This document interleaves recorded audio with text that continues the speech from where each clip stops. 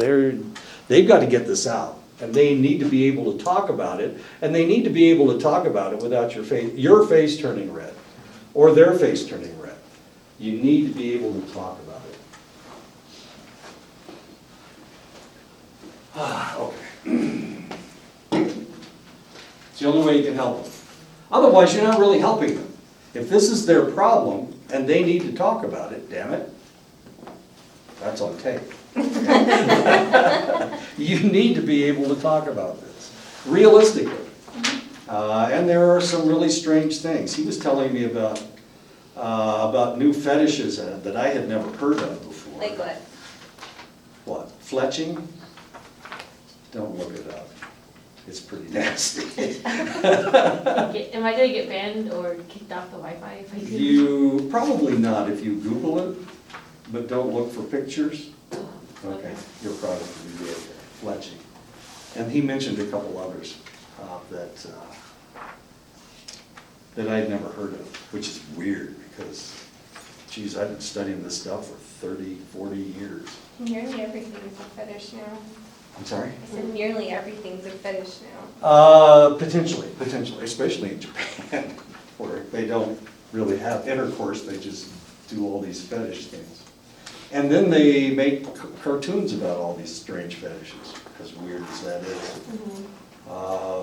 Something that's brand new has to do with monsters from outer space where every appendage is a penis. I think so. I'm sure there's a name for it. The Japanese probably have a name for it.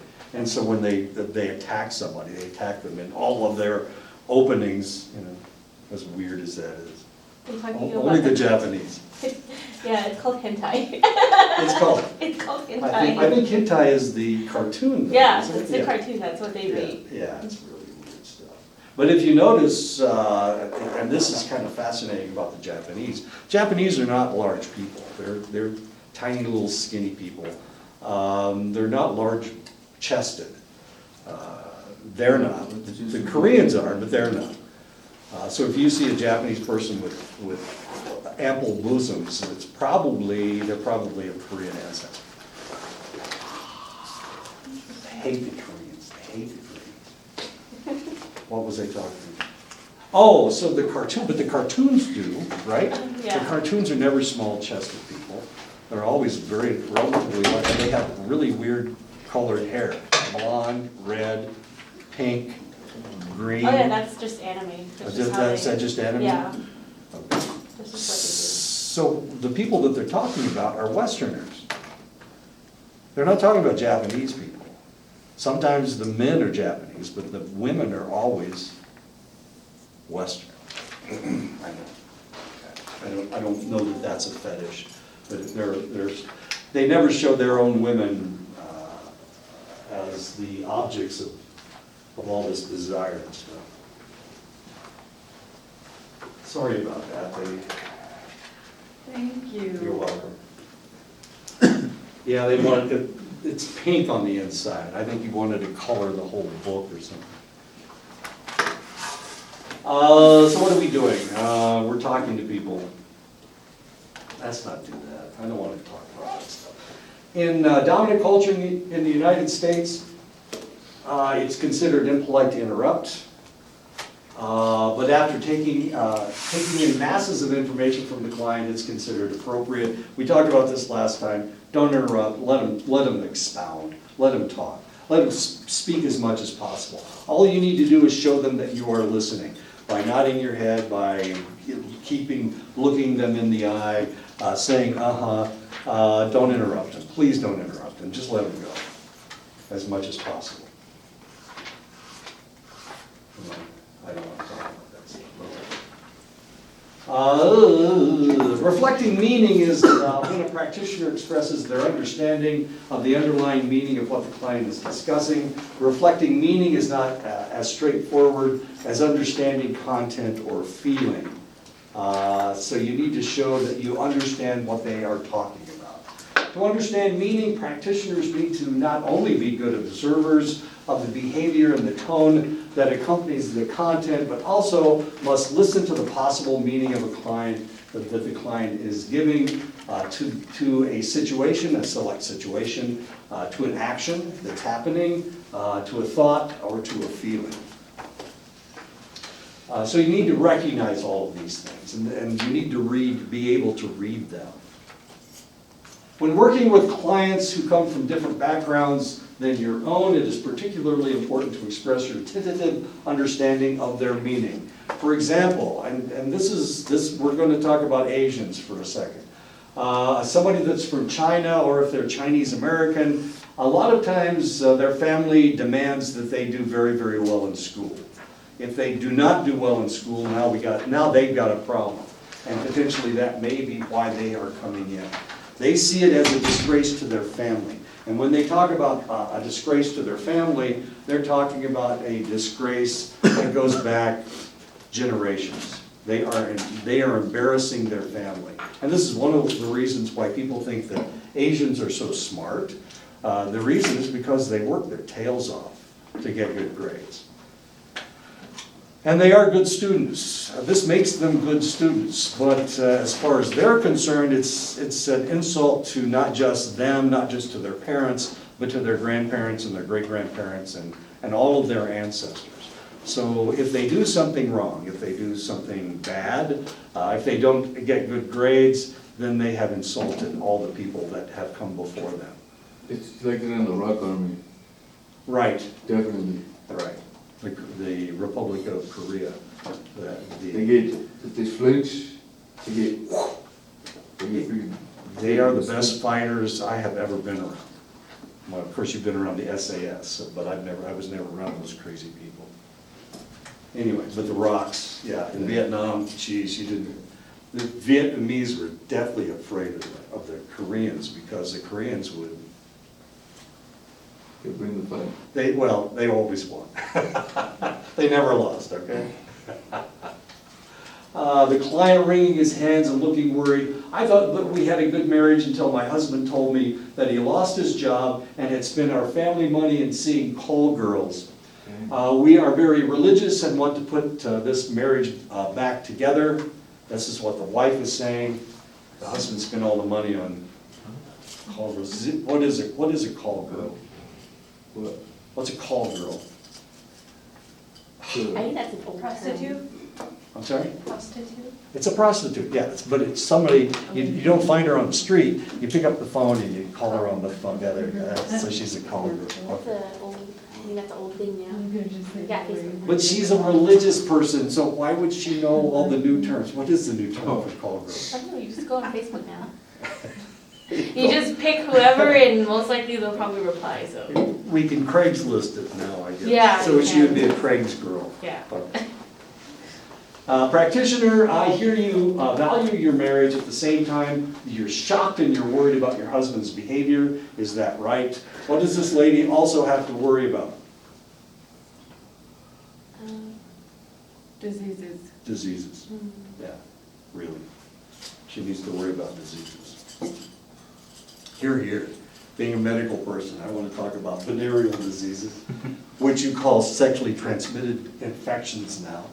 Okay. Counseling group member, I really enjoy spending time with the man I am dating, but my job is so demanding these days that I am feeling stressed and worried about getting everything done. Wow.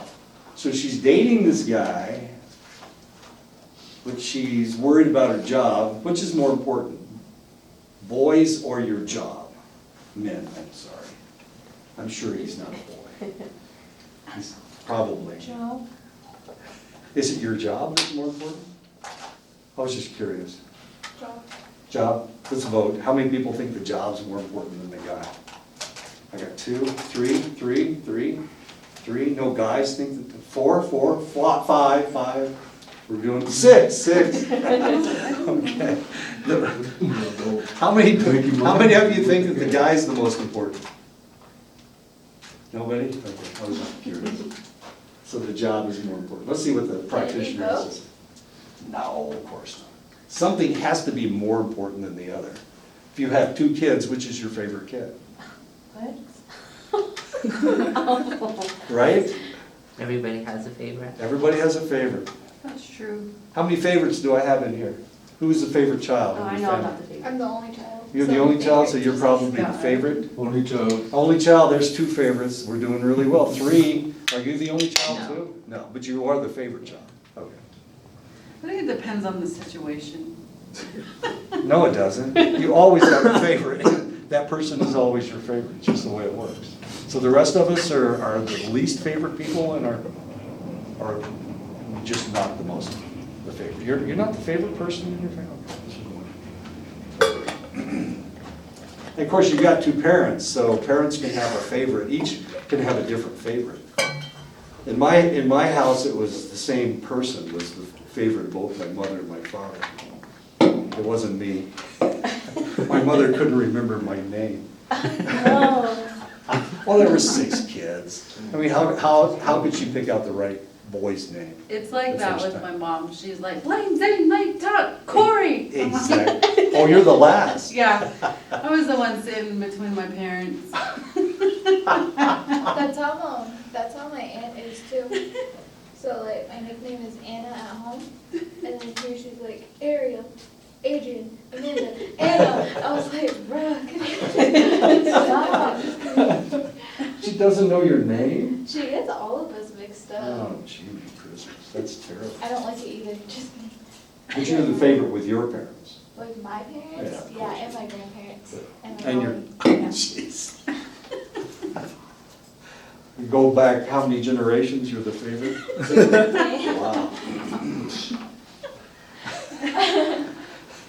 The golden child, right over here in the corner. Stay Okay. golden. It sounds like you really value time with George and also want to do a good job at work. Does anybody have any friends named George? I was just curious. This is, I have, yeah, our high jumper was named George. He's a billionaire today. I know. Everybody wants to. You know a lot of billionaires. It's Well, like the I- 3rd one you mentioned so far, and I'm like, Oh, I went to an elite school with a lot of really Oh, important okay. people. Okay. Since Bob the father lost his job, it seems like we go from one stress to the next all the time. It is like everyone is worried most of the time. Not at all like it used to be, and this is what the practitioner says. So the stress related to Bob being unemployed is affecting everyone. Sounds like you are longing for the fun times you used to have in your family. That's what the practitioner says. Task group member, finishing this project is taking forever. I am sick of having to do so much extra work. I wonder if it is worth it. And the practitioner says, you sound frustrated and kind of discouraged too. It sounds like you wonder if the project is as important as you once thought it is as you thought. Is that right? And then you pause for a response. You don't get one. How are the rest of you feeling? And you're talking to everybody else in the room, of course. When developing a relationship, it is important to deal directly with diversity variables. For many clients, having a worldview similar to that of the practitioner is more important than differences in their age, differences in their ethnicity, in their race, in their gender, in their sexual orientation, in education, and physical differences. When I was going through my PhD program, the big deal at that time was lesbian therapy. There were individuals that I went to school with that they only wanted to deal with other lesbians. And of course, if you're a counselor, you have to deal with everybody. It didn't really matter what their sexual orientation was. It didn't matter who they were. You needed to be able to deal with everybody. But of course, this group of individuals were claiming that only lesbians could counsel other lesbians, which isn't anywhere close to being true. Possibly they didn't even feel comfortable with other lesbians. But of course, at the time, lesbian therapy, this was in the early 2000s, lesbian therapy there were a lot of suicides in that population. So they were trying to do something especially for this population because of the high number of suicides. But the reality is, no matter what your sexual orientation is, no matter what their sexual orientation is, you need to be able to deal with what's going on with this select individual. A lot of times, people will not want to talk to somebody like themselves. They'll want to talk to somebody else, because they're afraid if they talk to somebody like them, I'm not just talking about sexual orientation, I'm also talking about ethnicity, or age, or race. If they talk to somebody that is from their own community, then it will get out what they're talking about. Or that, that you will try to see them the way that everybody sees everybody else in that neighborhood, in that environment. Do you see what I'm talking about? Okay, so it may be that somebody who lives in Gallup doesn't want to talk to somebody in Gallup because they're an important person in Gallup. So they may want to talk to somebody in Albuquerque, or they may want to talk to somebody in Phoenix, or they may want to talk to somebody here. For anonymity?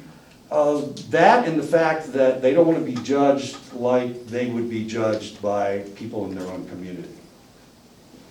So you may be running, you may think that you're becoming a counselor to help your people, but the reality may be that your people don't want to talk to you about this problem, whatever their problem may happen to be. They may feel different than everybody else in their neighborhood, on the reservation. So they may not want to talk to you about it. They may see this as, everybody else, they want me to be traditional, and I don't want to be traditional. I'm a Presbyterian, and I'm a Catholic. I want to be a Buddhist. Damn it. You guys are trying to make me into a healer, and I don't want to be a healer. So and you're going to run into this from time to time. You're going to run into people that don't want to deal with. That is their problem. It's the fact that they're in a pond and they want to expand themselves. They want to move into a bigger pond, or they want to move away. They want to get away from this. Okay? So, just a thought. If you think you're only going to be working with other Navajo, then you're probably mistaken. And some Navajo aren't even going to want to talk to you. How many people in black do we have today? 4, 5, 6. 6. How many do we have not in black? 2, 3, and 4. There we go. Never wear black. Not when you come to see me. Okay. I gotta start doing it. Just thinking about, I have colorful clothes. I have to start wearing it to your class now. Why do you not wear your colorful clothes to I don't school? look right in it. You don't look right in your colorful clothes. Oh, it looks weird. I felt weird putting white on. Is that right? Yeah, I did. But I did it because I was coming to class with you. I've destroyed your style. I was doing this in the morning. Oh my God. Every Monday, Wednesday. We need to check him out on Tuesdays and Thursdays. Do you even come to school? Yeah. Okay. I'll have to hunt you down on Tuesdays and Thursdays, just to see. Language can prove to be a barrier even when the practitioner and the client speak the same language. One may speak in slang. I was talking to somebody yesterday. He's from down around Sholo. And he spoke with he spoke Hispanic slang. Because in his high school, most of the kids are either Hispanic, Apache, or white. They're not Navajo. The reservation doesn't go down that low. But that's near White Mountain, so there's a lot of Apaches. So his slang was Hispanic, and I found that very curious. It was really different from talking to people from this reservation. Even though he is Navajo, of course, he was speaking with a different dialect. Now the interesting thing was that he's having problems here. He's having problems here because people don't like the way he talks. Does that make sense? He doesn't talk like somebody from Lukachuka. Somebody from Round Rock. Doesn't speak to like somebody from Kienta. Yes. You know, the thing you were talking about before that, I've actually seen that, talked to a number of Navajo veterans.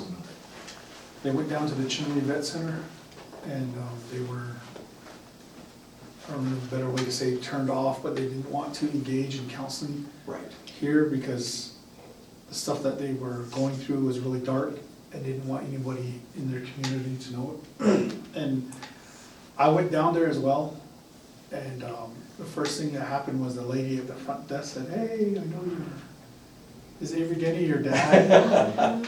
And he said, your mom, Pat, she's my aunt, like this, and that. And then so I felt awkward, and then I went in to see the counselor, and then he's like, "Oh, I know your dad." He said, "We used to go to ceremonies with him," and just, and he was telling me how he knows my family and everything. He's like, "So what do you want to talk about?" I said, Nothing? "Nothing, just came to check it out and see what's going on here." And then I realized what the other guys were Sure. talking about. And so it made me think about how, like in Navajo, we always introduce ourselves and we always show that connection Right. through keh. But I just thought maybe that might be a little out of place, or I don't know if inappropriate is the right word, or just another way to engage someone on an introduction Right. that allows the person to have space. It's an excellent point. That's an excellent point. The fact that you make a connection with this individual may be a negative connection, because now they can't talk to you. I can see a veteran from here not wanting to talk to another Navajo. Because what's the first thing a traditional Navajo wants to do with a veteran that needs help? Wants to have a cleansing ceremony of one kind or another. Okay, but that's not what. Yeah, see, I'm traditional, but the other guys I know, they're not really traditional, so they weren't interested in hearing about that too. So it just seemed like if you don't, you had to kind of, had to be able to figure out a way to Well, here's a keep question. to yourself, some things to yourself too, I guess. Exactly. Well, you don't want to talk about it in front of your aunt, my goodness. Or somebody that used to sweat with your dad, or somebody that is that close to your family. The probability of it getting back to your family is fairly high. You need to deal with somebody who won't disclose this information to everybody else. You don't want to show weakness in front of select individuals. I also met another veteran at Prescott VA one time, and we were standing in line, we were talking, and I said, "How come you come all the way down here to the clinic in Chinle?" And he said, "I don't want people in Chinle to see my meds." And he said, "Because there's certain things that are associated with different Sure. diseases," and he said, I don't want that information getting out." And so I said, "Okay, yeah, it makes sense to me." One of the things I've noticed around here is there's a lot of gossip. I just made that up. No, I didn't. How do you know? There's a lot of gossip around here. You're right. Yeah, so this is, okay, so let's say a guy that's Apache or a guy that's Comanche comes down here and asks for help, and you're the counselor. What are you gonna do? Are you gonna do a cleansing ceremony for him? If he wants, but I mean, I think you should let your patient kind of like guide you, not guide you, but Right, show you what will work for him. but what if he's a Navajo? Would you want to do a cleansing ceremony for him if he's another Navajo? Only if you wanted it, I think. Yeah, but I'm just wondering, at the Chinle Clinic, if that is what they're focused on, trying to help them, and they have all these they have all this traditional knowledge, so they think that this is the only way I can help him. He's another Navajo, so I can help him this way. But if you've been in the military, I mean, you were in for 20 years. You were away for 20 years. So when you're in another environment, you take on another personality. Yeah, and I think the other part too, to being, that I've seen, looking at it, being Navajo and being a counselor, I think, and including ceremonial, because I think there's a lot of advantages to incorporating our own culture and ceremonies into healing people mentally, physically, emotionally, but it has its challenges too. And one of the things is a lot of, that I've noticed with a lot of practitioners is They expect you to be healed right there, Right, and you don't need nothing else after that. right, There's no aftercare, right. and I think that's become because of the eroding of our ceremonies. But I've seen that where people say, that's all you need, and then you should be done, and then then I've heard people say, like, you've had your dot, why are you still crazy, like, Yeah.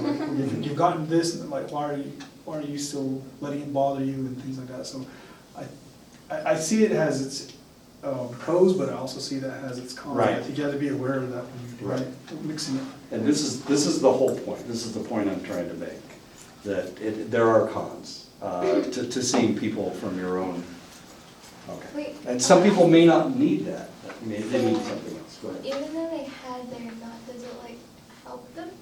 It helps, like, for me, I had mine dot, and I was able to sleep again and get rest, but they say after another 10 years, you're supposed to have another dot. But a lot of times, either the practitioners, it's not so much the practitioners, it's more usually the family. They expect you to be Right, healed right then and there, and Right. I think that's where a lot of the misconception of, like, you're not supposed to cry after 4 days for someone, it's not necessarily true, there's just a lot of the eroding of our teachings. right. It makes it hard sometimes to implement culture and tradition in a successful manner. And maybe as a counselor, you need to stay away from traditions, unless they ask for it. That's kind of the point that I'm trying to make. Yeah. Because in some people might be, like you said, Buddhist, or Sure. there's a huge Christian population that want nothing to do with Traditionalism. tradition and culture. Yeah, and then there's some that are mixed. Right, You know, it's so, yeah, there's such a, you think coming to Navajo that it would be really identical, but there's such Right. a vast variety of perspectives here in Navajo land. my first year I was here, of course, you guys know I've got PTSD to some minor extent, it's nothing major. But one of my students said, you need a cleansing, and I was going, wait a minute, I'm not Navajo, you're gonna cleanse me, and I'm not, this isn't part of my culture.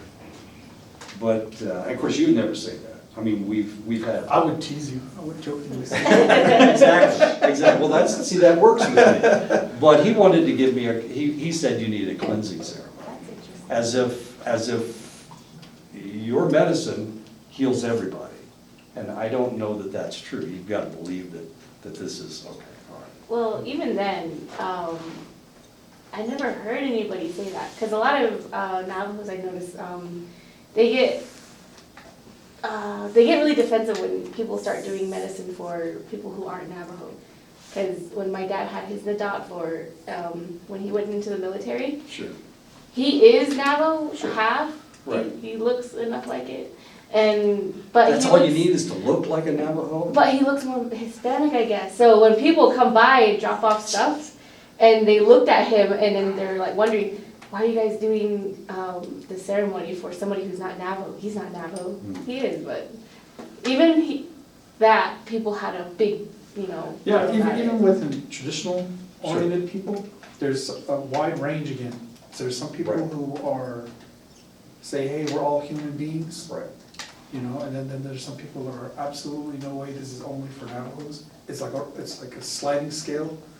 I've seen it. Okay. Even like last year at the Yabiche, I seen a group, they were dancing Yabiche, one of the persons was Bologana.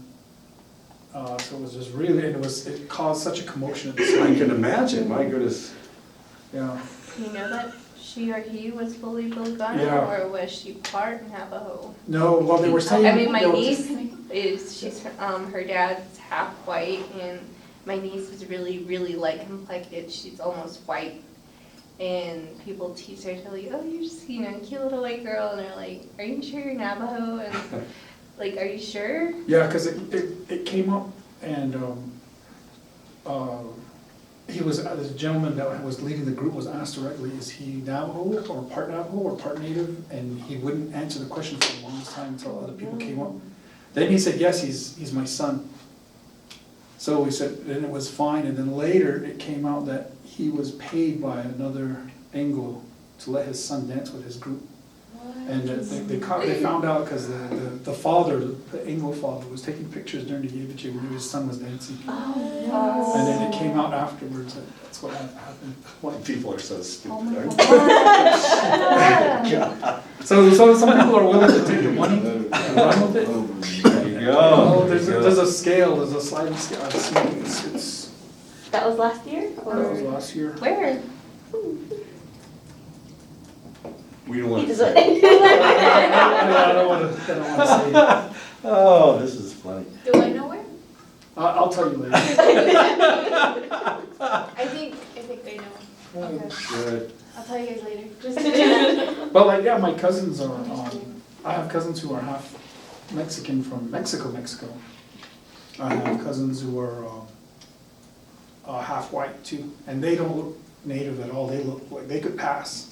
Or passive. They're passing, yeah, when they're in Oklahoma, when they come back. But they hang out with us for a while, their skin goes through a thing, it gets red and it gets brown. But when they're not here, so sometimes people get a little weird too, but I think some of these are my cousins, like we have the same grandma, you know, like they're Navajo, they have. These are my brothers. Yeah, these, you know, so, and then sometimes my dad will get criticism, saying, why are you letting the Odanas come around and participate in something? I'm like, no, these are my nieces and nephews. So it's interesting, the conversation that takes place from it, but I see it every year.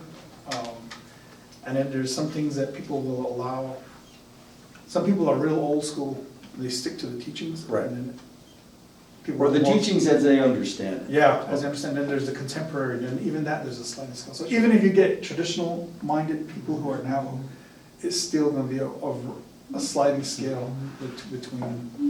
Okay, so what the message is that you need to be sensitive to culture, and you need to understand who your client is. But you also, when they go in to seek treatment, the clinic usually asks, what services do you want? Do you want traditional healing, or do you want counseling, or do you want to? We can assume that that's what happens here on the reservation. It does. But what if it's off the reservation? I mean, even off the reservation in Alaska, they ask you if you want traditional healing, where you go speak to an elder. Right, or- but their traditional healing is light years away from what you're talking about, from what happens here. Also, in Alaska, everybody's Athabascan. Not everybody. Well, except for the Aleuts and the Inuits. The rest of them are Athabascan. So all the Indians are Athabascan. They talk about Alaska Natives and American Indian Alaska Natives. When they talk about Alaska Native, they're talking about the Aleuts and the Inuits. When they're talking about the American And the Indians, Yupik. they're talking about the Yupik, yeah. Well, that's a branch of the Aleuts. Yupiks. Yeah, the Yupik, they're a really big tribe up there. Right, but they're not the American Indians, they're the Alaska Natives. But the rest of all the American Indians up there are Athabascan, as curious as that is, unless they came over from Canada. And there are lots of Athabascans in the north as well. So the whole point is that we need to understand our clients. That's what, we need to understand who they are. And we need to find out what they want. And it's possible that they are trying to get away from their own place in order to heal themselves, because they can't be healed there. Some people need to move away in order to be healed. They need to get away from the gossip, they need to get away from whatever, or the closed-mindedness. To some extent, if you are, wait a minute, what religion do we want to be today? Catholic. If you're Catholic, then the assumption is that you will always be Catholic and you will want that type of counseling. But the reality may be that you're trying to break away from that you're trying to move away from that. So a lot of times it is the culture that is causing the problem. It's too restricting. It doesn't allow people that are different. They don't like people that are different. They don't like my family. Whatever it is, that may be the whole point of them going to counseling. And of course, if you're in Colorado, I don't know, do they know any Navajo traditionalism up in Greeley or Boulder or whatever? I don't know. I don't know if they'd be able to deal with it. Even where your dad works, over in Albuquerque, You know, they still only have 4 traditional healers. What'd the guy say, 500? There's 500 tribes in Albuquerque, represented in Albuquerque? I don't know the number. Well, I think that's what he said in his, the First Nations mental health clinic. You know, so, what you need to do is sound out your patients, your clients, I'm sorry, did I say patients? We don't call them patients anymore, we call them clients. Patient sounds like they're sick. Okay.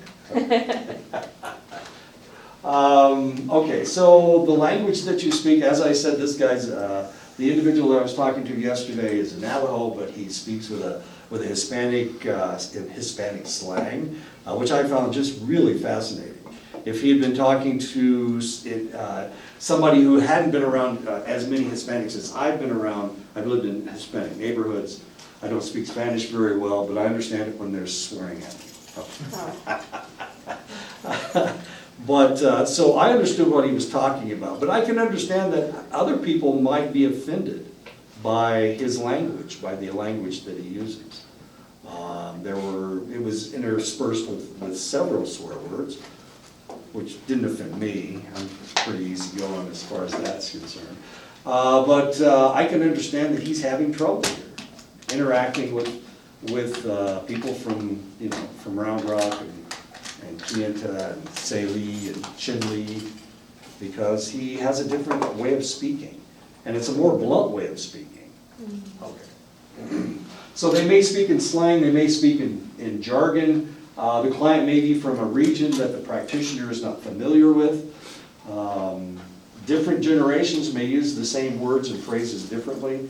If I'd been anybody else, of course I've been everywhere and I've done lots of different things, and I'm really, really old, so I was able to deal with what his problem was. His problem was getting along with people here. And the fact that he was so blunt, well, geez, I've been around Germans, damn, they'll tell you what to do. They always tell you what to do. It's whatever they think that you should do.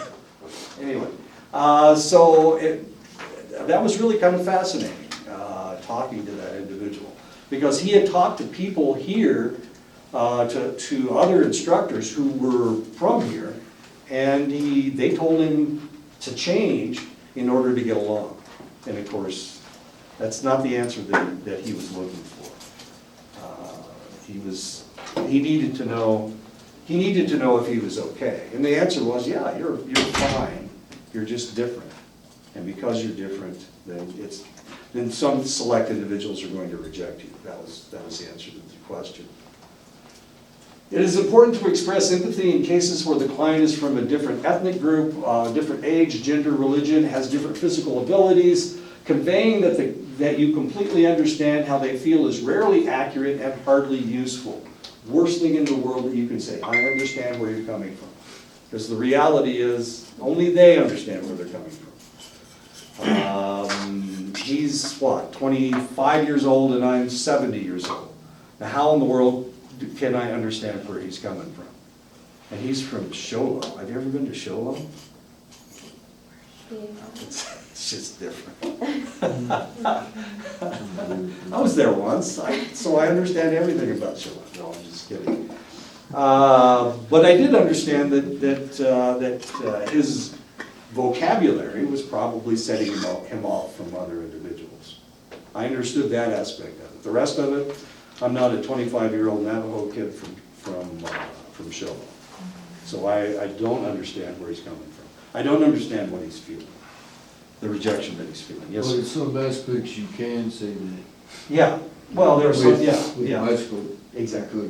Correct? Yeah, well, we're both military, so we No, understand that I aspect. have another guy, they say work at one of these vet centers, Right. and I could say that. You can, right. But of course, they went through different, shit's not the right word I should use, but I can't think of any other word to use. They went through different stuff. They went through different stuff and they reacted differently than you did. You may have been able to deal with everything and they may not have been able to deal with everything. I had vets coming out of Vietnam who didn't see anything happen. My brother, he was intelligence. Which doesn't mean, I know, it doesn't mean he's smart. It just means that he got to tell people what to do. So is it better just to not? But they suffer from the same PTSD, but his is coming from a different place. So, So just to not. Yeah. Just leave it alone. yeah, a lot of times what happens in veteran situation is combat cred. Who's got the most combat cred? And that's the person that becomes dominant in the conversation.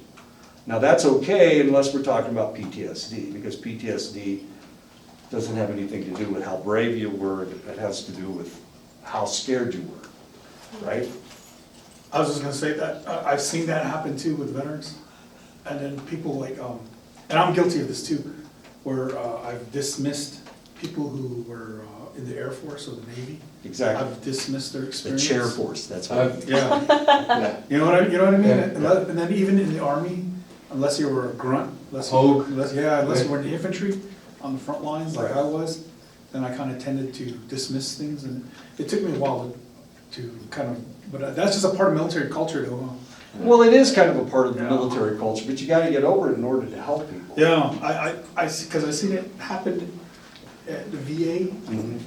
and it really causes people to shut down and they don't even Exactly. talk anymore. Sure, of course. Well, you know, you sit down with somebody and they were special forces in Vietnam, they served 3 tours, and, you know, I was Air Force, you know, I was Air Force and I was over there for 6 months, and they just go, yeah, well, that's nothing. And so whatever your problem is, obviously doesn't exist because they have, you know, they have a different situation, they're in a different situation. Happens all the time in the VA, that they'll just shut you down. I know what you guys are talking about, because my dad says this too. Like, he doesn't really, because one of the other in-laws, she was in the military. She just didn't go into combat, I guess. So he calls her in the rear with the gear. So that's what he calls her. Or just people who just go into the military just to sit there and say, oh yeah, I went to the military, Sure. but you didn't do anything. Usually you don't just go into the military. I think he's just mad because he didn't go in for combat at first, because he was a cook and that's what he wanted to do and hopefully get a job Right. after. They're like, oh yeah, you're a cook, but something happened, so they shipped him off and then Sure. they gave him a gun and now he had to, yeah. So I think he's mad. Yeah, he wanted a spatula and they gave him a rifle. Pretty much, and they're like, he was like, I didn't come here for this. But even then, he's still mad because he's trained in cooking, and, Right. you know, shooting a gun now, but Sure. he can't get a job out here still, even as a cook. And they're like, he's like, what did I go in for now? Like, To either shoot way, I guess. And I'm like, Well, it's the same thing with, us infantry guys. Our skills in the civilian world, CO, SWAT, police officer. There's nothing for you to do No. unless you carry a gun. Unless you work for like, Shoot the enemy. 3 Canopy or something, you There you know, go. or Blackwater, which doesn't No, know. let's not do that. that's what my dad had to do. He became a police officer after he came out. Yeah. 15 years he couldn't find a different job. He wanted to be a cook? He wanted to be a cook, but nobody would hire him. Of course not. So the point is that we need to be sensitive to other people's problems, okay? No matter who they are, no matter what the situation is. And military people are the worst. Rank makes a difference. Your MOS, Air Force had, what did we have? Air Force, I You don't guys know. have rates, I know the Navy have rates, right? Yeah, well, we didn't. I was a 90470, that's what I I think the was. Navy has rates. Yeah, they got rates. So, you guys make fun of the Navy anyway. Well, everybody makes fun of the Navy. What else? Your goal is to understand how the client feels, what they experienced, and what meaning that experience had for them. For them, not for you. Yeah, if I'd gone through that, then I would have done this. No, you wouldn't have, because you weren't there. But if you had been there, well, you weren't there, okay? You need to understand it from their point of view. Somebody that wanted to be a cook and they forced him to be a rifleman. Was he in the Marines? No, of Army. course not. Yeah, he couldn't have been in the Marines if he was a cook. The Navy cooks for the Marines. 99 maybe. Yeah. Army. Empathic, your dad is giving me a hard time. Empathic understanding increases a client's sense of being understood. It takes considerable courage to openly discuss concerns with a stranger. That's true, and that's maybe one of the reasons why it's so difficult to go to Chinle and talk to them about your problems, because the first thing that they did is make a connection with you. And that's not what you needed. You needed to talk to a stranger. You needed to tell your problems to a stranger. If you tell your problems to a friend or somebody that knows you, then you're not going to disclose all your problems. Not only that, you're going to be posing. You're going to try to be tougher than you actually were. And what you want to talk about is your fear, not how strong you are. Yeah, your bravado, exactly. Does all that make sense? Yeah. So people need to see people that they don't know. People that won't judge them. Won't judge them the way that everybody else has been judging them. I mean, they need help. Where are they going to get help? How can you get help from somebody that wants you to be brave all the time, or to be handsome all the time, or to be big and strong all the time? Does that make sense? Oh, I have a hard time as a counselor. I'm real judgmental, that's why. Well, we're gonna fix that. I guess I got 2 years to work on it, work on myself. You're gonna be okay. We're gonna fix you. We are going to fix you. We're gonna take care of all those problems. Yeah, it's hard not to be judgmental. I mean, that's what we are naturally. You spent 20 years in the service. You should be proud of those 20 years. My wife was in for 24 years. I can't, but that doesn't make her better than you, because she was in 4 years longer than you were. Doesn't mean anything. You were both in different situations. Why did I mention my wife? My wife never talks about her military service. And I think she should be proud of her military service. And you know, this is a conversation that we have from time to time. Most people don't know that she's a retired 06. And I think that's really important. I think it's important because I like the money. But she doesn't think it's important at all. But there's a difference. She's female. That's a good thing. I'm married to a female. I say there's a difference. No, and the difference is, as a male, Yeah. as a male, I'm proud of my service. But as a female, and she's talking to other females, it doesn't mean anything. So she doesn't get the same feedback that I get, the same positive feelings when she says that she was in the service. A lot of people think that women in the service are all lesbians, or they were sluts, I guess. I'm not exactly sure. Or they shouldn't have been there. I mean, there's a lot of guys that don't think women should be in the service. So it's tough for her. It's really hard for her. Whereas it would be easier for a guy, for a male. You know, speaking on that, too, the same thing, it's really odd, like, because if you're a family, you're a unit, right? You're together. But then it's usually only the serviceman that gets the acknowledgement for it. The wife and the kids, they have sacrifices that they go through too. Tons. They have fears and all that, and they never really get acknowledged as carrying some of the weight as well. All of the domestic weight, Yeah. because you're 24/7. Household 6 goes through all that. Yeah. They sacrifice a lot. I mean, they're moved around to strange places, some of the worst places you can imagine. San Diego. Oh, I hate San Some Diego. parts. Southeast. Columbus, Mississippi. Where else was I stationed? Washington, D.C. was the worst assignment we ever had. That was horrible. Going across the bridge every day, trying to get into Washington, D.C. Okay, I'll stop complaining. And I'll try to find the next chapter. Wait a second, I found this before. There it is. Okay. Hey, Edmund, were you ever at Schofield? Schofield? No, I never, We went to Hawaii for training, but I never got stationed there. Yeah, I was in 25th, man, traffic was just crazy. Marines and Army, they talk about Schofield, they get to go to Hawaii all the time. Air Force, never get to Hawaii. We landed there, but then we had to leave. They got to stay there. There's a guy from up north, his name is Catcher Cutstiller, that's his name. He's been in the Marines, and for 12 years, he's been in Hawaii. He's been stationed in Hawaii for 12 years. It's expensive to go out there. Well, maybe expensive, but it's also paradise, okay? Hawaii is nice. And he's been there for 12 years. I'm so angry. I would be too. Yeah. I got to stop there twice. Land. One time they wouldn't let us off the plane. Anyway.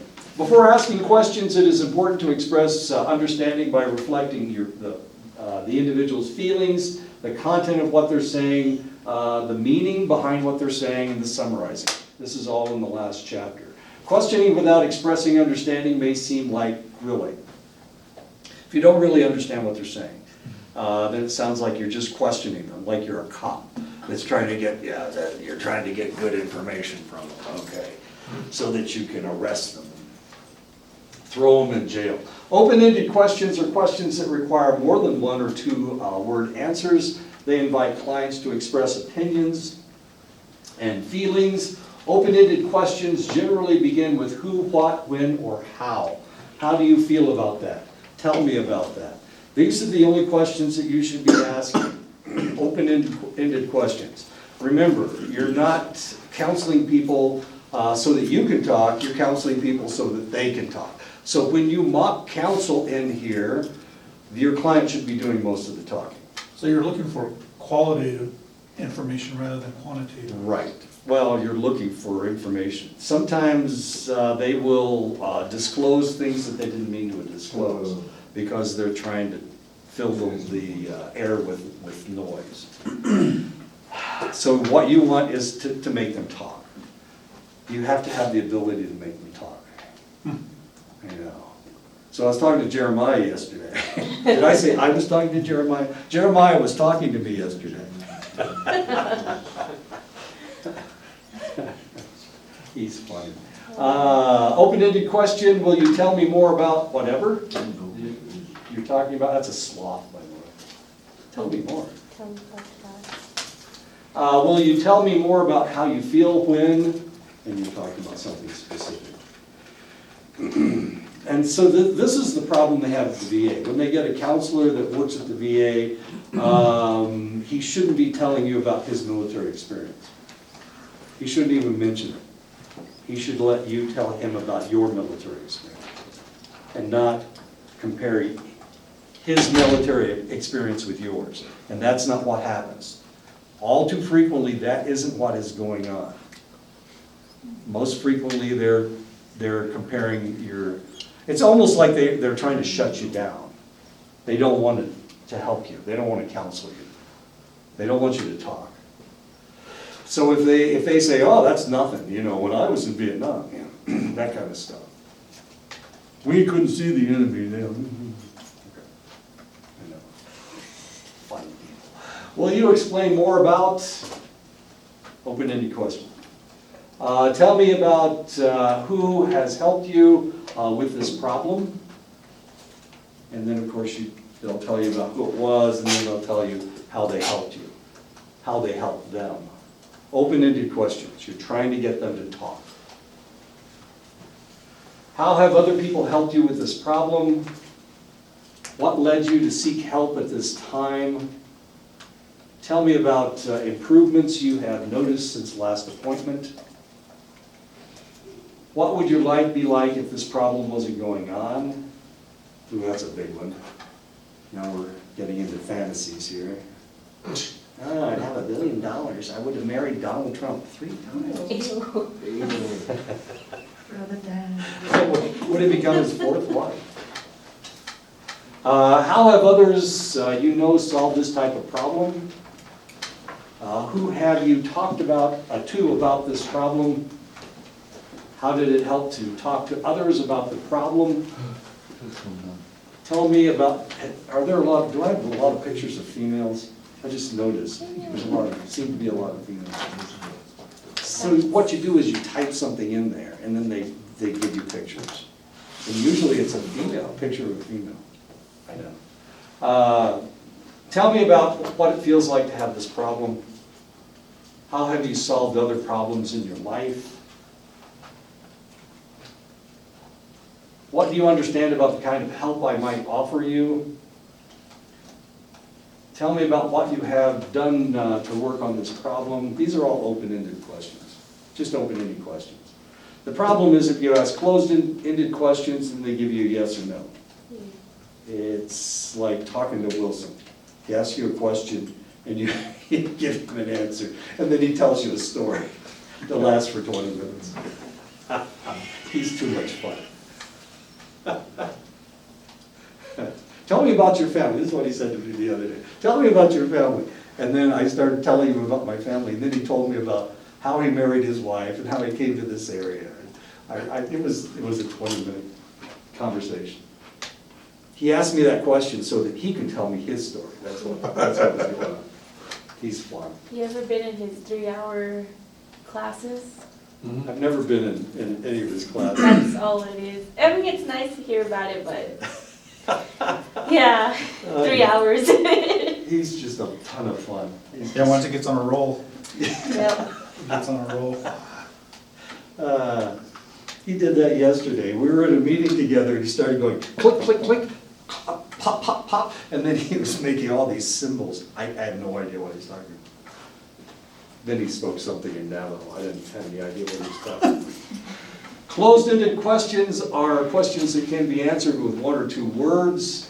And of course, this is what we're trying to stay away from, closed-ended questions. Closed-ended questions are appropriate when the counselor is seeking specific information. How old are you? That's a number, usually, hopefully. What is your address? That's a number and some words. How many other people live in your house? That's a number, another number. I'm all alone. There's 7 people in my house. Okay. They give you facts, and these are easy to answer. But you have to be careful of closed-ended questions, because if you use too many closed-ended questions, it's like an interrogation. And of course, that's not what you want. You want the person to tell you about their feelings. We're looking for feelings. Skilled practitioners choose the type of question to ask based on their goals. Beginning practitioners often overuse closed-ended questions. Using closed-ended questions may imply a practitioner's need to be in control rather than work collaboratively with the client. So you have to be careful of that. What time is it? 39. Some clients treat open-ended questions as closed-ended questions by giving one-word responses. Drives me crazy. Well, how do you feel about this? Okay. I have a brother who suffers from PTSD. I have a brother that every time I talk to him, he's okay. Everything's okay. Everything. Yes, there's no yes or no. It's everything's okay. Drives me nuts. Until we get on, he served with a Sioux officer. The guy was a Sioux. He's really a good officer. And he keeps telling me the same story. They were at a base, and they were leaving the base. They were abandoning the base, and they had all of this heavy equipment. And so what the guy did, they had 2 trucks that didn't work. So the officer fixed one truck by pirating parts off of the other truck. Then he pulled the broken truck, the one he had just stolen parts off of, he pulled it out of there with the truck that he had just fixed. And he saved 2 trucks. And he was court-martialed. Are you ready for this? He was court-martialed because they weren't allowed to pirate parts off of another vehicle. Otherwise, the 2 trucks would have been abandoned.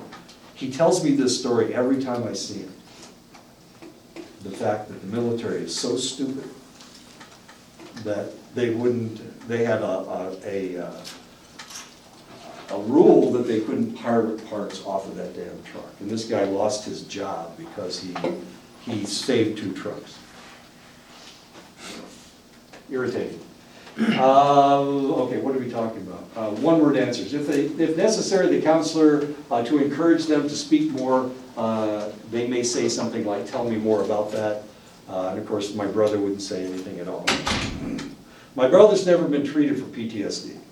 He should have been. But everybody thought he was okay. My parents thought he was okay.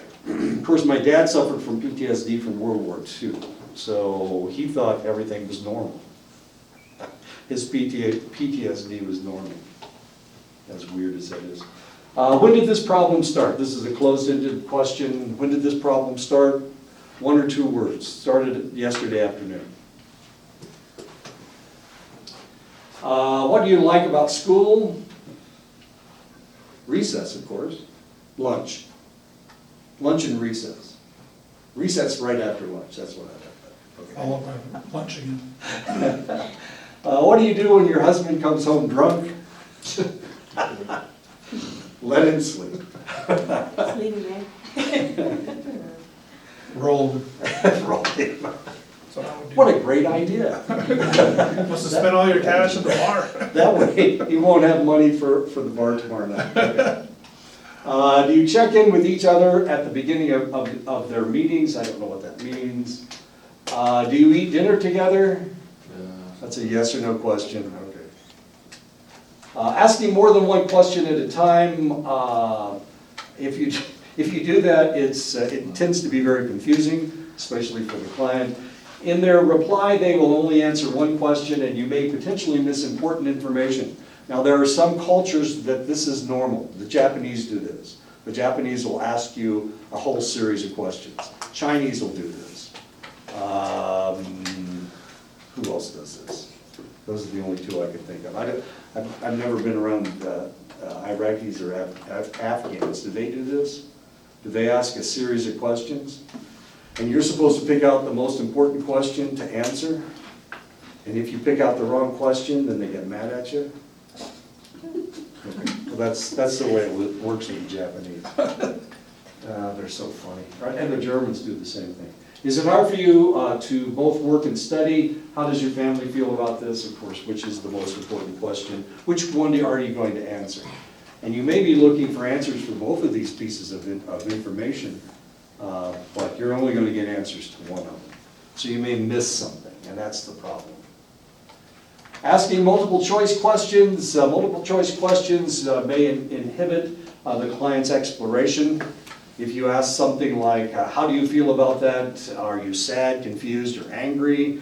Well, they may be happy, or they may be stupefied, I don't know. They may want to use another word. That gives you more information. So using a multiple choice question is not the best idea. However, all my tests are multiple choice. I don't know if you noticed that or not. There's always just one right answer, okay? So I don't have to think about grading your papers or your tests. However, with a client who has a limited vocabulary or isn't used to expressing their feelings in words, the occasional multiple choice question can help this individual because they don't have that many words. They may really feel not really angry, but just kind of pissed. Okay. But if they don't have the word, if they can't find the word pissed in their vocabulary, then they may say angry, and you may assume that they're really upset to the point that they may become violent. Asking rapid-fire questions, this is what they do in Japan and China. Oh, it drives me nuts. While this form of questioning is common in some cultures, most people feel that this style fits more of an interrogation, not with creating cooperative working relationships. Attempts at showing understanding should come between the questions, and of course that's the way they do things. And they're also, oh, that's sad. You lost. I'll eat it. It's within the 5-minute rule. I think we're okay. Isn't the 5-minute rule? Second. Second one. Our second one. No, It must be 5 minutes because it's been 30 seconds. I need it too. As a veteran, I get a Yeah. time extension. Food's food. You guys don't have to put on my feet, right? I was told if you're Navajo, you can eat stuff off of the floor before. Is that right? Well, because in elementary school, I dropped my corn dog, and I didn't want to eat it because it hit the floor. And somebody said, "You're not Navajo unless you eat it." And I'm like, I thought they're joking with me because they're like, so some other boy from the other table picked it up and he ate it. And I'm like, okay, Must I have guess been that's hungry. that's a rule. Is that a rule? I don't know. That's what I was told. I must be now. I'll pick anything up off the floor. Okay. It's not like the food's that dirty. You haven't even eaten it yet. It's sitting I ate half of it. Oh, okay. Hastened myself. Is there any dirt on it? No. Grit, okay. Okay, that's fine. I worry about these. So the idea in Japan and China is you have to pick out the best question, the most important question. If you answer the wrong question, it means you're trying to hide a piece of information. Okay. They're interesting people. They really are interesting people. Not only do they have odd pornography, but they also and never have sex, but they also talk to you in masses of questions. Questions with suggestions embedded, with a question embedded. Sometimes questions are used to inform or persuade clients about your point of view. Don't you think it is important for you to go back to school and complete your GED? You're not really asking them a question, you're really telling them that they should go back and get their GED. This is not a good way to do things. People don't like to be questioned like this because you're actually, it's a leading question. So that you're not really getting feelings, you're not really getting their ideas, you're forcing your ideas on them. What do you think of trying to exercise more to decrease your depressed mood? You're trying to tell them to do more to decrease their depressed mood, is what you're trying to tell them to do. You're guiding them. Questions that begin with why often invite people to feel defensive. Why questions rarely invite open discussions and may be experienced as attacking. People actually often aren't aware of why they act the way that they do. This is one of the problems that married couples have a lot. One of the, whether it's the male or the female, the wife or the husband, they will ask these why questions, and the other one becomes defensive. Okay. All right, yeah. Never thought about that. Yeah, I know, it gets really weird. So don't ever ask your spouse why, or your girlfriend or your boyfriend or whatever. Just don't say why. Why is a bad question to ask. Why did you do this? Why did you get drunk? Would that be the same with like what questions? Like Designed designed at that same, I guess it's, I worded it different. Why you're delving into the reason. Is that, okay, because that, does that force the person to justify their Yeah, train of thought? and then they become defensive. That makes sense. I wanted to know about socialism and the appeal to socialism. And I posed a question about why people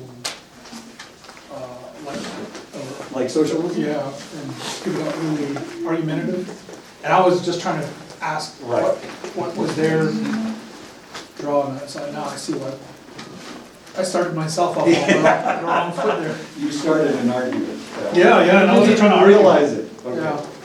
Okay, I'll see you guys next time, next week. I need to talk to you for a second. Okay. See you guys next week, or whatever.